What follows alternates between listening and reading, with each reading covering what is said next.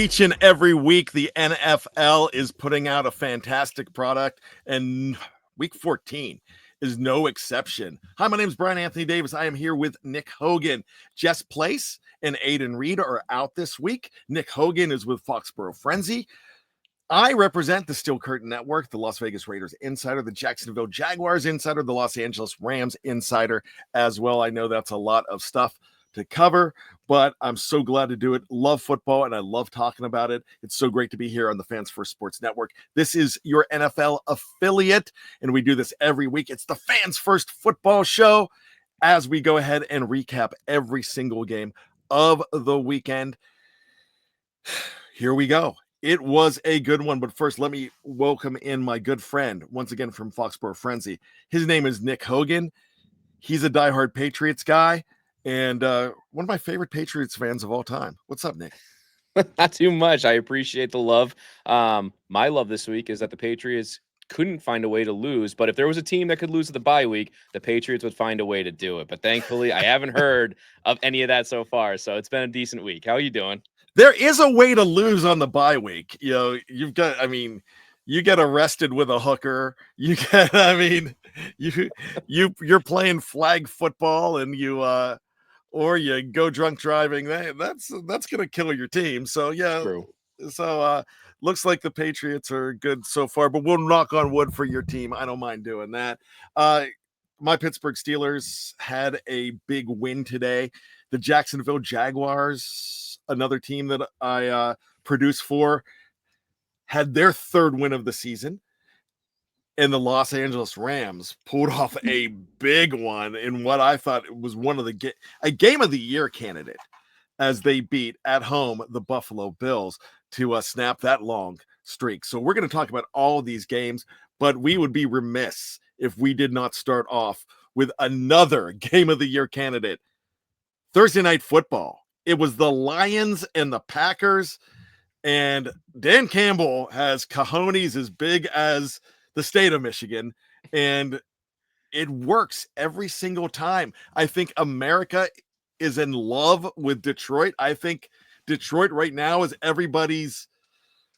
If my team doesn't go to the Super Bowl, I'm rooting for the Detroit Lions. And you hear that from everybody. They are America's darlings right now, and they're a great story.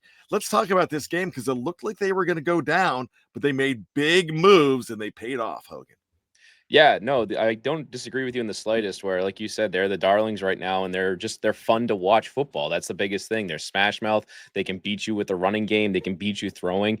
Defensively, every time I turn on the TV, all I hear is how banged up their defense is, and they're not going to be able to stop a nosebleed. But their defense does enough to keep them winning games. So. But if we get into the stats of it, Jared Goff had a pretty decent night, 283 yards, 3 touchdowns, only 1 interception. The running game wasn't as, potent as it has been, where the average wasn't up there, but Montgomery and Gibbs combined just have had under a century for the rushing attack there. Montgomery was able to dive into the end zone. On the Green Bay side, Jordan Love, kind of a pedestrian game for him, 206 yards, 1 touchdown, but it was a great back and forth game. I know a lot of people are complaining about the refs in that, where they said Detroit got a lot of calls, but like you said, Detroit's been losers for so long. They're allowed to get some calls, right? I mean, you got to see them and win and enjoy that. So yeah, Detroit takes care of business. They go 12-1. They were officially the first team to lock up a playoff spot. So congratulations to Detroit. They're going back to the playoffs. Green Bay's not far behind, 9-4. Still not a bad team. All right, so I am a Penn State fan. And I thought Penn State's game against Oregon, I was really proud of the way they played in that game. And the reason I'm bringing this up is because I thought they played valiantly in a loss. I thought the Green Bay Packers played valiantly in a loss where, you know what, I'm power ranking them even further. Despite the loss, I thought the Packers did some great things in this game. No, for sure. That's the big thing. Like I said, they're not a bad team by any stretch. Jordan Love showed last year what he can do when he's given opportunity and time. And and weapons around him that he's able to coincide with. And adding Josh Jacobs, we've talked about it so many times on this show. He had 3 touchdowns alone in that game. It was a big reason why they were still in it at the end the way that they were. Christian Watson, 114 yards receiving on only 4 catches. They have a dangerous team up there in Green Bay.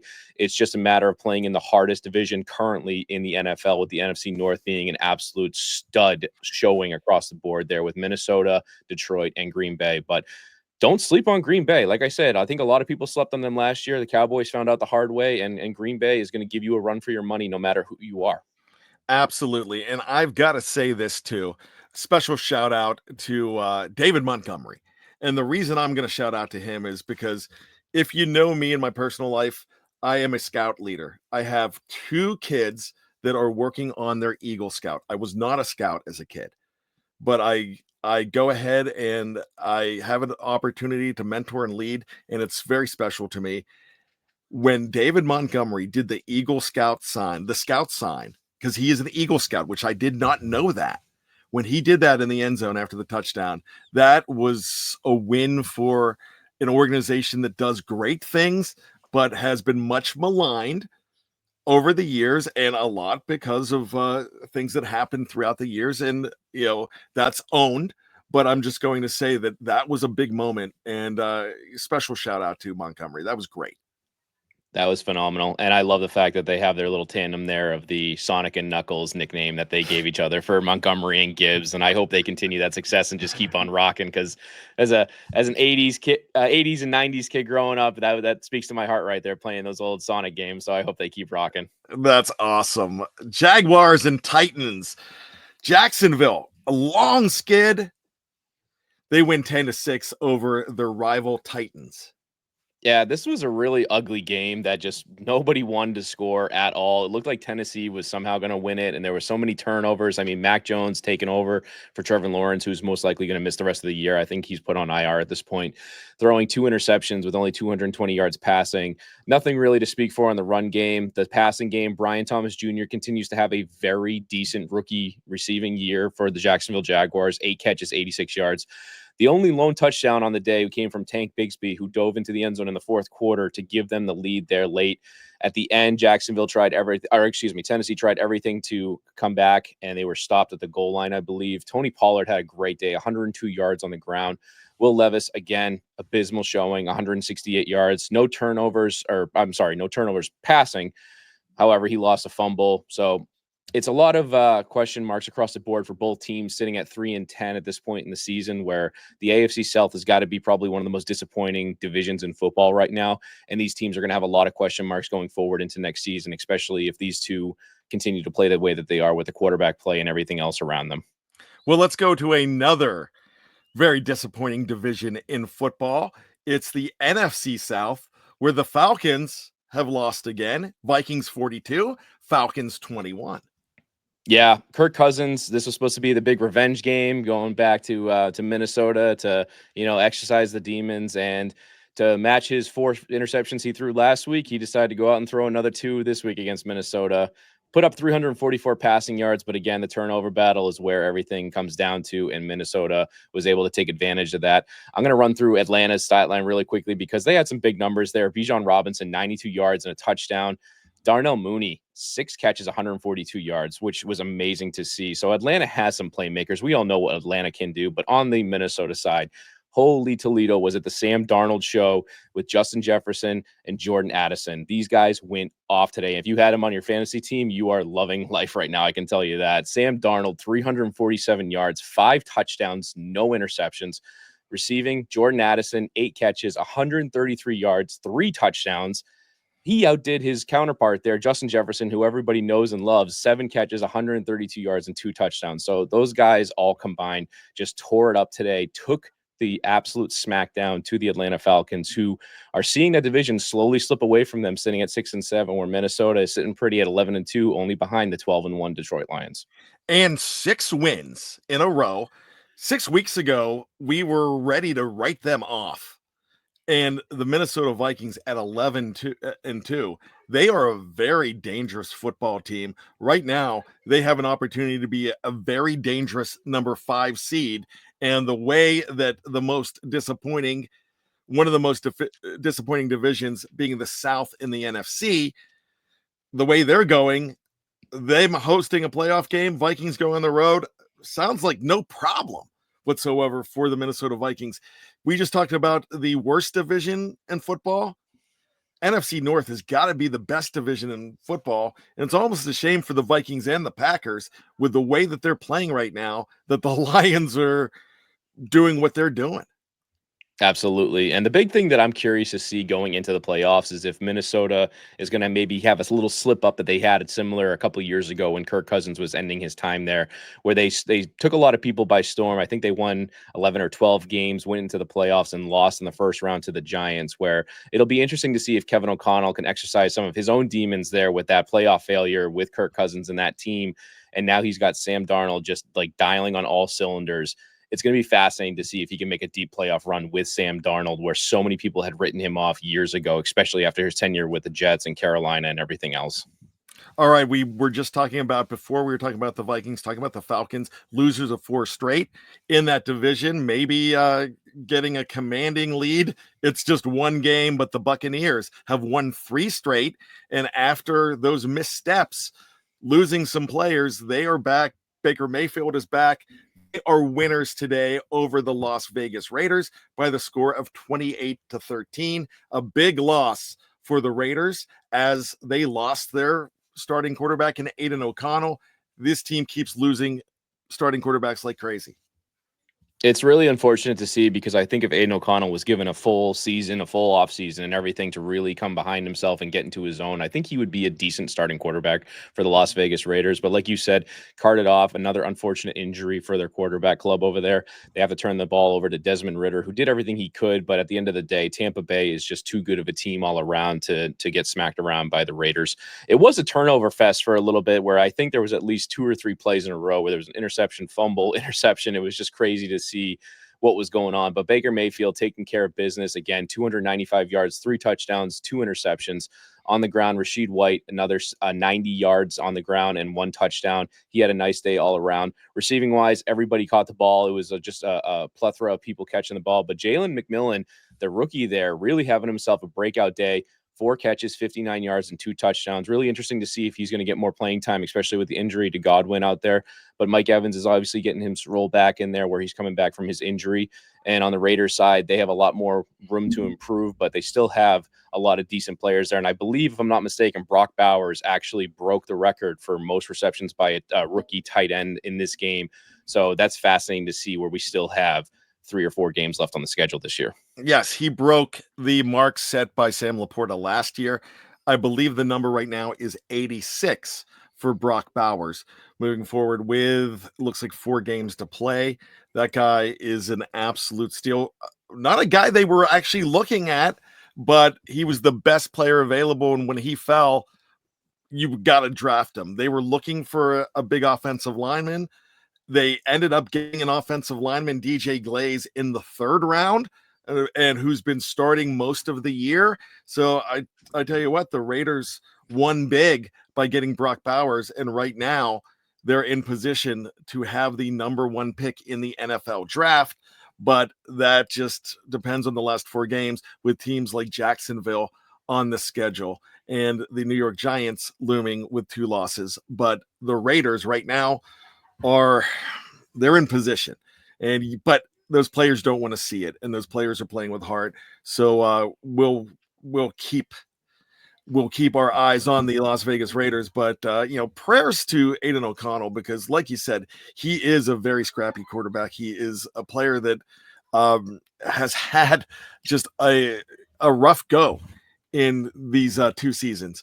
But I tell you what, hopefully he will get an opportunity to rebound, and who knows what's going to happen when the draft rolls around. Let's keep it going here. We're going to go ahead and talk about the Pittsburgh Steelers and the Cleveland Browns. Steelers 27, Browns 14. Yeah, nice little revenge game for your Pittsburgh Steelers there, Brian, avenging that loss on Thursday night a couple of weeks ago, where this is the second time these teams have matched up in, I believe, about 3 weeks. So really came down to the Pittsburgh Steelers just taking it to the Cleveland Browns in the way that the Steelers can. They didn't really get a ton on the ground today in terms of rushing, but they still got 120 all-purpose rushing yards from their 4 players that carried the ball, including Cordell, Russell Wilson, Jalen Warren, and Najee Harris there. Najee Harris getting that lone touchdown for them, but Russell Wilson having a decent day throwing when he had to, 158 yards and 2 touchdowns. On the Cleveland side, famous Jameis Winston, you got to love him because he throws the touchdowns, but then he's going to come right back and throw the interceptions for you. So he had 212 yards, 2 touchdowns, and 2 interceptions. Jerry Jeudy continues, obviously didn't have a dominant week like he did last week, but he had 64 yards and a touchdown there. David Njoku continues to enjoy the presence of Jameis Winston getting on the scoreboard as well with the touchdown himself. But yeah, at the end of the day, Pittsburgh Steelers defense takes care of business there, and they shut down the Browns to only score 14 points. Pittsburgh setting themselves up to hopefully wrap up the division going into the end of the year, sitting at 10-3, where Cleveland starts looking at the draft sitting at 3-10. Now with a 2-game lead over Baltimore, and in 2 weeks, they go ahead and play the Ravens. It is going to probably be for all the marbles for the Pittsburgh Steelers there, as that 2-game lead could go to 4 with a head-to-head series victory. So that would be amazing for the Steelers. I gotta shout out a few things of this game. First of all, Cam Hayward has found the fountain of youth. He has 7 sacks on the year. He had 2 today. Just an amazing season for Captain Cam, or Wreck-It Cam, whatever you want to call him. He just a fantastic game. They were tackling guys behind the line of scrimmage. Great special teams play. The punter, Corliss Waitman, who was not on the roster at the beginning of the season, had 6 punts and averaged 52 yards on Sunday. So you've got to look at that. They are getting from the bottom of their roster, they're getting huge play all across the board. So that's a big deal there. The reason the Steelers started out slow in this game, Nick, they found out on Friday that George Pickens had a hamstring injury, and he was looking to be going and playing until about an hour before the game on Sunday.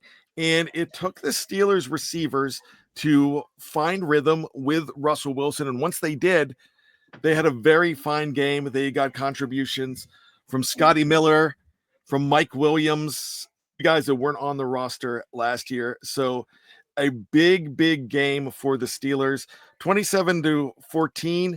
It doesn't seem like a big margin of victory, but the Steelers were in cruise control early in the third quarter in this game. Yeah, the unfortunate part from this game is obviously Myles Garrett is still going to win Defensive Player of the Year no matter what we talk about the Steelers side. So that's just the way that the ball rolls at this point.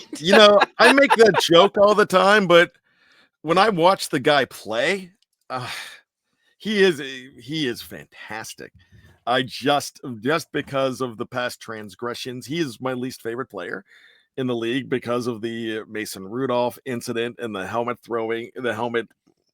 wailing and bonking incident of 2019. I just can't stand the guy, but at the end of the day, the Pittsburgh Steelers with the victory. He can have the hardware he wants. The only hardware the Steelers want is a big silver football on a base called the Lombardi. So I don't think the Browns will be hoisting that for Myles Garrett this year. No, they've been eliminated, so they won't. So let's go ahead and move on. The Philadelphia Eagles, the Steelers' opponent next week, and Aiden Reed's favorite team, as he calls them, the Birds, 22-16 winners over the Panthers. Are the Panthers the most exciting 3-10 team out there? They play hard every single week. Yeah, this game actually came right down to the end, and I was going to shoot a text to Aiden and find out if he was okay, because it looked like the Carolina Panthers pulled off the miracle, but unfortunately, Leggett did not come up with the catch, I believe with only like 20 seconds left, where he just rolled and the ball just came out of his grasp, where he would have walked into the end zone no problem and would have upset his Birds there. But I would be remiss if I did not mention Zach Bond had an absolute amazing game. He really did. And I'm not being facetious this time. Zach Bond, 11 tackles, 1 sack, 3 tackles for a loss. So he had an absolute monster day. His name came up a bunch of times during the broadcast, and I knew Aiden was out there smiling. So shout out to Aiden Reed. Go listen to his Broad Street LinkedIn podcast talking all about his Dirty Birds out there. But yeah, his Dirty Birds taking care of business when they needed to. Like I said, Carolina gave him an absolute fight all the way down to the end. Bryce Young is really starting to come into his own. It's going to be fascinating to see where his career goes from this point, where I think we were all questioning at some point during this year whether Bryce Young actually belonged in the NFL with the way he was playing, getting replaced by Andy Dalton. And now he's had almost a resurgence where he's brought the Chiefs to the cusp. He's brought the Philadelphia Eagles to the cusp. They fought like hell against the Tampa Bay Buccaneers last week, bringing them to overtime. But again, falling short. Chuba Hubbard continues to impress. He had 92 yards on the ground, 1 touchdown on the Eagles side. Jalen Hurts, a very, very pedestrian passing day. But when you got a guy named Saquon Barkley, who looks like he's starting to wrap up his MVP choice hands down out there, 20 carries, 124 yards, no touchdowns today. But again, just an absolute monster on the ground out there. Birds taking care of business. They go to 11-2, well atop that division. And then on the other side, Carolina falls to 3-10. Looking forward to next year's draft. I got to tell you, I have been following Chuba Hubbard the last couple years, and I have had him on my fantasy football teams. It's a keeper league, and I have held on to him, and he is a mainstay every single week. Imagine if he was on a contender, we would be talking about him as one of the top running backs in the league. It's really interesting to follow. What a great player. I think Hubbard is just fantastic. And I really like the direction the Panthers are going. No, this is not the year for them, of course. They had some growing pains, but they are by far not the worst team in the league. And with a few free agent acquisitions, they could be a surprise 500 or above team next year. No, for sure. And to, echo your statements about Hubbard, I mean, he was really just a castaway that not a lot of people gave a thought to after they traded away Christian McCaffrey to the San Francisco 49ers, where he de facto became the starting running back because of that situation. And everybody was just like, okay, well, he's there. Obviously, Carolina drafted Jonathan Brooks in the 2nd round this year. He looks like he might have gotten seriously hurt today. I know at one point he grabbed his knee on a non-contact injury. So that's obviously not what you want to see, especially where he was coming off an ACL tear at the end of his college career last year. But yeah, Chuba Hubbard continues to impress, and the guys are really starting to rally around Bryce Young, especially with the veteran presence of Adam Thielen. When he's healthy and he's on the field, he had 9 catches for 102 yards today. He was doing everything in his willpower to make them win that game today. Again, they came up short, but for the next few years, Carolina is going to be interesting to see if they can put those pieces together and start making a run to be a really complete football team going forward. All right, we're going to take a quick break. We will be back right after this. This is the NFL Fans First Football Show on the NFL affiliate here on FFSN. It's Nick Hogan. I'm Brian Anthony Davis, and I'll be back right after this with Nick.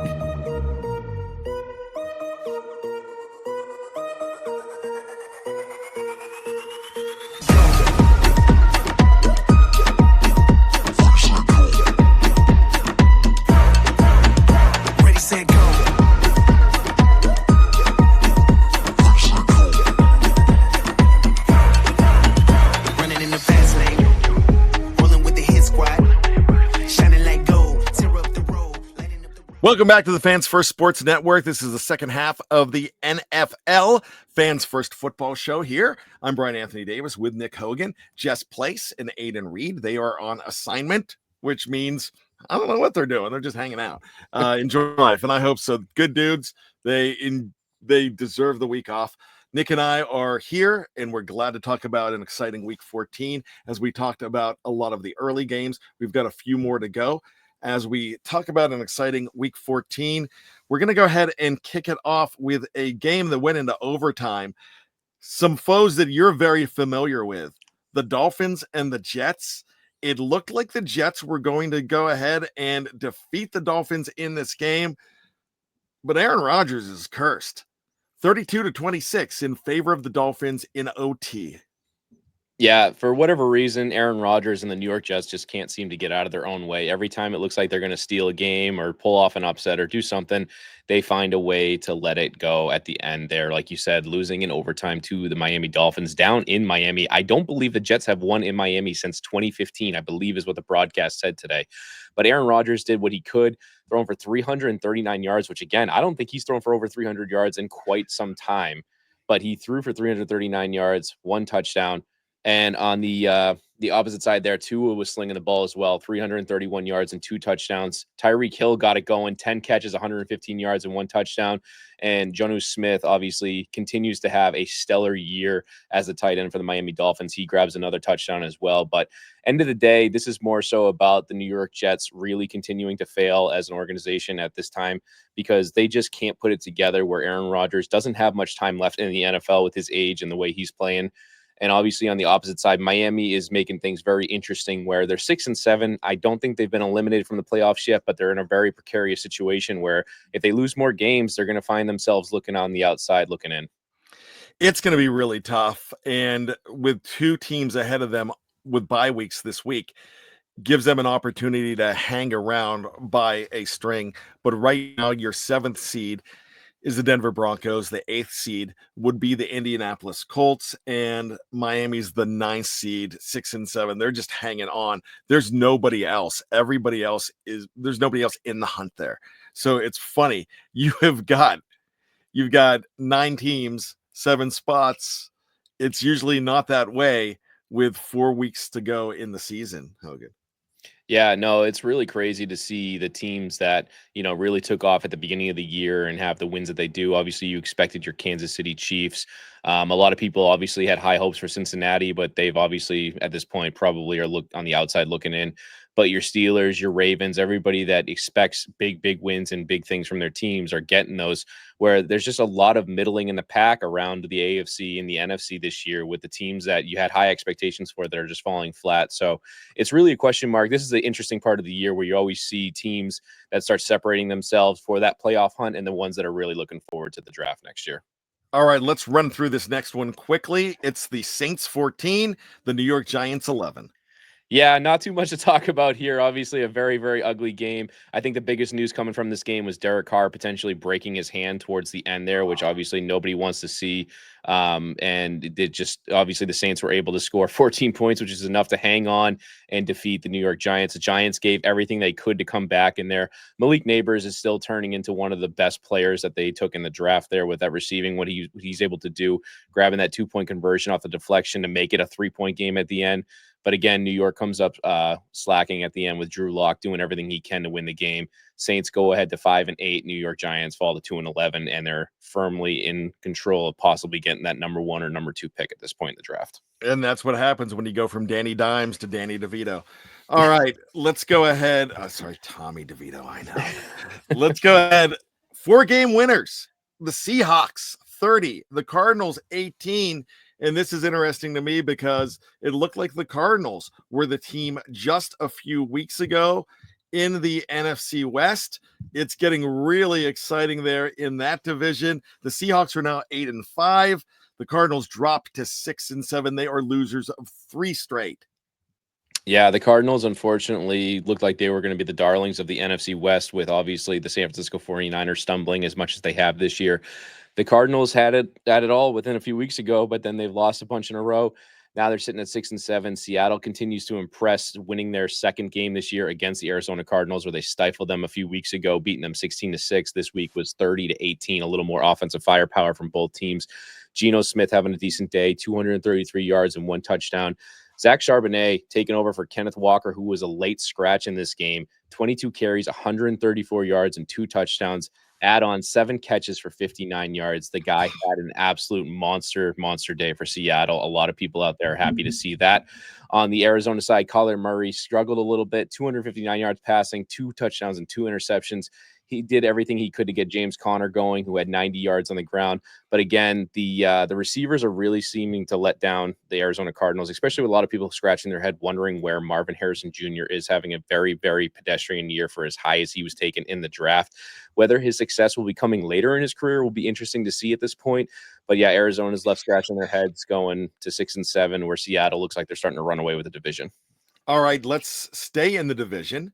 And we'll talk about another team that is only a game behind. And if you look at the schedule, we've got a possible Sunday night football preview here. The Rams and the Seahawks. The Rams play the Seahawks on that final game of the season. Right now, the Rams, a huge win over one of the hottest teams in football. Rams 44, hold on to beat the Bills by 2, 44-42. Yeah, this game was absolutely wild from start to finish, where if you looked away from the TV, you missed somebody scoring. That's all I could tell you about this game.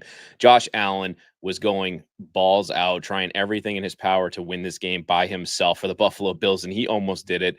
342 yards passing, 3 touchdowns in the air, on the ground, 10 carries, 82 yards, and 3 rushing touchdowns. He is an absolute psychopath when it comes to just taking care of business and doing what he can. We all saw last week where he had the passing touchdown to himself, technically with a lateral against in the snow there. And obviously, if he could have received the ball this today, he would have done the same thing. But obviously, Shakir over there had 106 yards and a touchdown. Pretty much everybody for Buffalo, it seemed like, had a touchdown other than Josh Allen being the one with 3 of them. But on the Rams side, they really took care of business offensively, really taking it to the Buffalo Bills defense, who a lot of people still have a lot of, respect for, which I thought they were a lot better than they were. But Matthew Stafford was slicing and dicing with everything he did, 320 yards and 2 touchdowns. Kyron Williams, 87 yards, getting himself in the end zone twice for 2 touchdowns there. Puka Nacua having an absolute monster day. 162 yards receiving, 1 touchdown, 16 rush yards for another touchdown. Himself and Kupp just got all the scores there. It was just incredible to see what the Rams could do. And like you said, knocking off the Buffalo Bills 44-42 in what could potentially be one of the best games of the year in the NFL. Yeah, I've got to tell you, what a contest.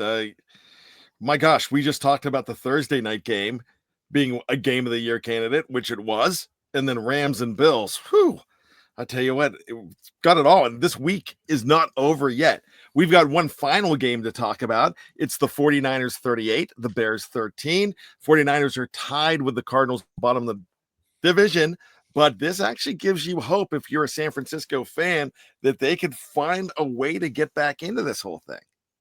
Yeah, I think the big thing from this game that really jumped out to me was that the Chicago Bears might actually be worse since firing Matt Eberflus at this point, because they looked abysmal to start this game. I want to say it was going into the third quarter. They had 4 yards of offense total, and it was just absolutely putrid across the board. Of course, they got on the scoreboard a little bit later on in the game, but by that point, the damage was done. The 49ers were already up 24-0 before Chicago got on the board there. Caleb Williams just continues to struggle in his rookie year, 134 yards and 2 touchdowns. There was really not much to speak of except for Rome Odunze, who had 4 catches, 42 yards, and both of those touchdowns from Caleb Williams late in the game. Brock Purdy had himself a very, very nice day tossing the ball around, 325 yards and 2 touchdowns. A little scary at one point where he came out where it looked like he got hurt on a roughing the passer penalty, but he was able to come in the play after, thankfully. Isaiah Guerrero, I believe, if I'm saying that correctly, taking over business for the rushing side for the 49ers with McCaffrey going back on IR and Brooks not being available there. 78 yards, 2 touchdowns for him. He also had a really fantastic catch earlier in the game as well. So 49ers, like you said, 6-7. Hope's not lost yet, but they really need to put the pedal to the metal if they're going to make a last second push for the playoffs at the end of the year here. Absolutely. And it's going to be interesting. So 4 more teams yet to play, the Chargers and the Chiefs. Now, when you're listening to this, this game will be over, but at recording time, it is just getting started. The Chargers go to Kansas City to play the Chiefs. This is going to be an absolute great game as well. Tomorrow night, the Bengals and the Cowboys, both teams are just fighting for their NFL lives. Make sure you stick with Fan First Sports Network. Those respective teams have great feeds here on the Fans First Sports Network, so definitely check out the likes of the Lightning Round, Running Through the Jungle, Cowboys Global Cast, also star-studded Cowboys as well.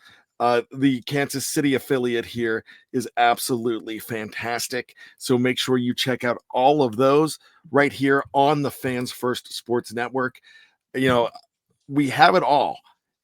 And we're working to get more great sites to go ahead and take care of all of your football needs, as well as all of your NFL needs, that's what it is, NFL, excuse me, as well as all of your sports needs, no matter what the team. Check them out here on the Fans First Sports Network. And, I would be remiss. I just mentioned Kansas City. I did not mention the name of their podcast. It's the Foolish Club Media. Kansas City Chiefs Podcast Network. Make sure you check it out here as well. So great stuff here. Also, I forgot the unofficial Cincinnati Bengals podcast. We have that affiliate as well as Running with the Jungle here too. So some teams have multiple feeds. All good stuff here on FFSN. Please go ahead and check out Broad Street LinkedIn, Aiden Reed and Company, Just Place and Company with Mile High Broncos. Of course, Foxborough Frenzy with my good friend Nick Hogan, and the Steel Curtain Network here with me, Brian Anthony Davis. Check out the Las Vegas Raiders Insider podcast with Hondo Carpenter, Tom Cavanaugh, and the Los Angeles Rams Insider podcast, John Shipley with the Jacksonville Jaguars Insider podcast, as well as I can give shout outs to them as well. But right now, it's time to get on out of here and enjoy some more football. What do you have going on this week, my friend Nick Hogan? We, I believe, have the Arizona Cardinals, which will be an interesting matchup between Drake May and Kyler Murray out in the desert there. As much as I'd like to see the Patriots win, I'm more on board at this point with getting a better draft pick, as everybody who listens to this show knows at this point. So I'll be rooting for my team, but not rooting that hard. Yeah, but you know what? I get that and I understand that, but true colors come shining through though. As apologies to Cyndi Lauper as I go ahead and bring that up, because when you're watching that game and you're rooting for them to lose, when they start driving and you're like, oh, there might be a chance. As a true fan, you're like, screw the draft pick. Just you want to see that hope too. And yeah, that was a big thing against the Jets that I saw, where I was like, anytime we beat the Jets, I'm okay with. But where we lost the way we did to the Colts 2 weeks ago, I'm all set with that. I don't want to see that anymore. Now I get to the point with the Pittsburgh Pirates, because I'm a Pirates fan, where I don't have a problem watching them lose when they're vying for that number one pick. They came so close to Bryce Harper that one year. Yeah. So, I think they missed out on him by 2 games, but with that being said, they would have lost him in 4 years anyways. It doesn't matter. Enjoy Paul Skeens while you got it, but this is not a baseball show. It's time to get on out of here. Hogan, thank you so much. I don't think we missed anything, did we? I don't believe so. All right. Where can we find you once again? I'm over on Foxborough Frenzy, as Brian said earlier, for the Fans First Sports Network, where I talk everything Patriots. You can hear my rants, raves, and my questions about why Gerard Mayo continues to be the coach of this abysmal team. But other than that, we love talking all things New England sports over there. At Nick Hogan, at nhogan7171. At Steel Curtain Bad, that's where you can find me, as well as I will be doing things with the Steel Curtain Network, as well as those Jacksonville, Vegas, and Los Angeles Rams podcast that I mentioned as well. I do mostly production, but you can check out that great talent that are on those shows. So with that being said, it's time to get on out of here. It has been a fantastic week 14. Nick, I thank you so much for all of your contributions. Hopefully we will be seeing our good friend Aiden Reed and our good friend Just Place coming back very soon. You should see them next week. I do not know where I'm going to be. I do know that I am going to be in the stands at Lincoln Financial Field to see the Steelers visit the Philadelphia Eagles next week in a place. Now, we're going to play a game real quick. When do you Price is Right rules? When was the last time the Pittsburgh Steelers won a regular season game in Philadelphia? I want to say it's been since the 70s. 1965. Oh, I was close. 59 years, and we're looking to break Aiden Reed's heart next week and watch. Gosh, curses to Zach Bond's going to ruin my weekend, isn't he? If you listen to the show regularly, you know what we're talking about. So I'll be there with all the. If Reed shows up, I'll know he's in the makeshift Zach Bond jersey. So, all right, it's time to get on out of here. Thanks so much for Nick Hogan. My name's Brian Anthony Davis, and we have one thing to say to you, and it's simple. Go football. Go football. All right, we'll see you next week.